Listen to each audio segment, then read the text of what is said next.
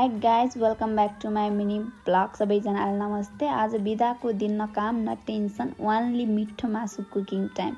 सबैभन्दा पहिले तेलमा मासु तार्ने स्मेल यस्तो आओस् कि छिमेकीहरू पनि नकमा नआउँछन् र मासु सुनौलो ब्राउन भएपछि यम स्मेल अलर्ट हुन्छ। अब प्याज अदुवा लसुन मसला हाल्दै अरू मस्त गर्न मन त थियो, तर मसँग प्याज बाहेक अरू केही पनि थिएन।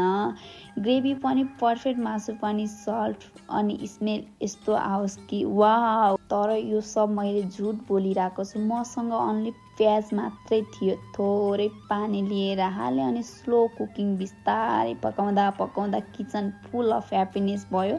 आज डाइट होइन है guys, today is full enjoy day.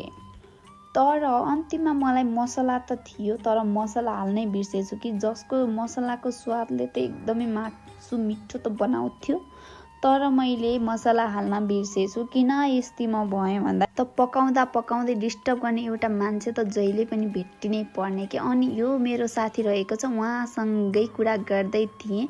भात पनि गएछ अनि भात पनि पाक्यो, मासु सासु रेडी पारे। Anyway good by.